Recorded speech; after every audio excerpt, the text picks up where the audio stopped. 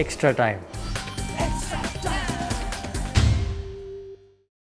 Just in terms of this match, aside from all the histrionics and everything that's gone on and all the talk, this match, do you feel like it's one of the biggest you'll ever play in against India, series on the line, a chance to get the Border Gavaskar Trophy back?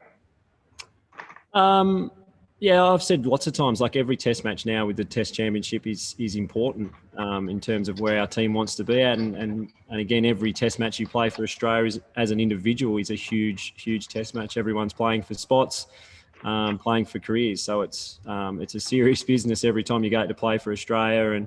And yeah, we're aware that this is a big test match. There's no doubt about that. But it doesn't change the way we'll go about it. Doesn't change the way we prepare. Doesn't change the way we'll try and play. We've just got to try and execute on skill. And again, I've said it many times, we feel like when we do that, we can beat any team in the world. We got some shots through yesterday of the pitch. It looks like a typical, beautiful Gabba pitch with plenty of pace and bounce. So I would have thought, is that what you're expecting once again? Yeah, absolutely. It's what I'm expecting. So much so I haven't even been out there to have a look at it. So I think the Gabba wicket's been, a brilliant wicket for Test cricket forever. So we don't expect that to change. From a distance, it looks like it always does. It looks like a magnificent wicket. It's a great place to play Test cricket. So, our boys are excited to be back here at the Gabba. We love playing here. And one of the main reasons is because of that wicket. So I find this a good place to come and play because I don't have to go and look at it. I know what it's going to be like. And just on Marcus Harris, can you just talk a bit about what he brings to the team? What he can add in this fourth test? Well, Harry's just a no-fuss, very good player. He's been working his backside off in our hub for a while now. He's had huge numbers in Sheffield Shield cricket, deserves his opportunity. We're looking forward to him going out and doing his stuff. He just goes about his business. Harry brings good humour, a bit of comedy to our team, and he's a really relaxed type of character. So he's someone that we certainly enjoy having in and around our group, and someone that we've got full confidence in that if he gets in and gets a start tomorrow, that he'll cash in and make the most of it. Tim, just a quick question on Nathan Lyon. His numbers haven't been great this series, but just looking at it from behind the stumps, do you think the Indians have just played him differently? Because he seems to have been cut and pulled a lot more than we generally used to seeing him. No, I think he's bowled okay. Again, I thought in Adelaide in the first Test match he created heaps of chances that didn't go to hand.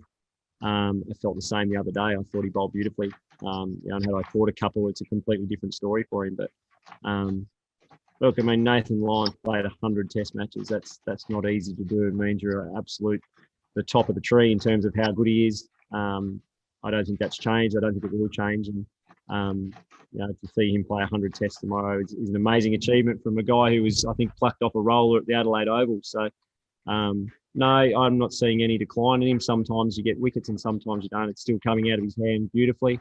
As you touched on, I think at times the Indians have played him very well.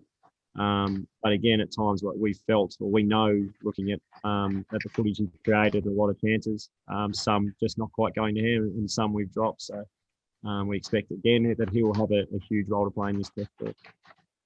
Mitchell Starc looked down on form in Sydney. What do you make of him? And has there been any sort of attempt to sort of rejuvenate him a bit in the last few days, or have you had a chat to him? Yeah. Oh, yeah, we've tried to rejuvenate all three of our big fast bowlers. Last week was a big week for them, and particularly a big day 5 and a short turnaround. But I've said, a couple of times this week, those guys are very good at doing that. They're professionals, and the reason they're great Test cricketers is because they're all extremely durable. So we've seen it again this series. They're about to play their 4th Test back to back.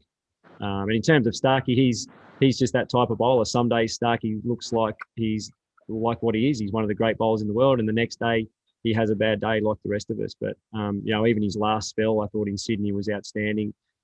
We know how good he is. We know that on his day he can rip a Test match apart, but that's not going to happen for him every day. So yeah, for me, my role with Starkey is to try and the same thing, and that's why I was disappointed on day 5. My role with him is to keep him nice and calm and to keep him really clear on what I and we expect of him.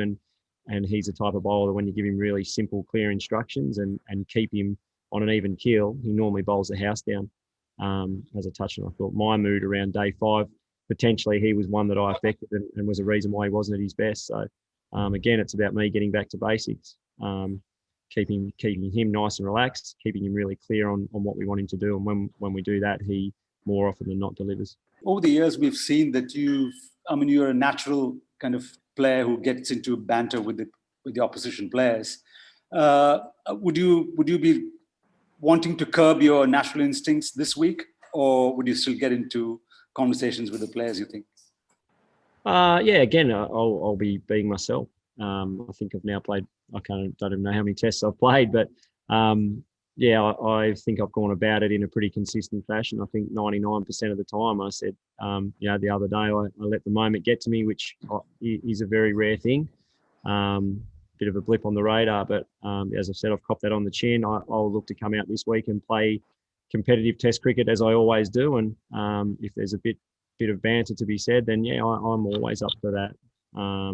I've just got to be aware of the stump mics and be a bit more respectful of the umpires, officials, and the players I'm against. But I certainly enjoy engaging in that. I find it good fun, and I think it's part of the game. Just got to be careful with where I take it, and I fully understand that. Hit the subscribe option and the bell icon to get all the exclusive sports videos on Extra Time.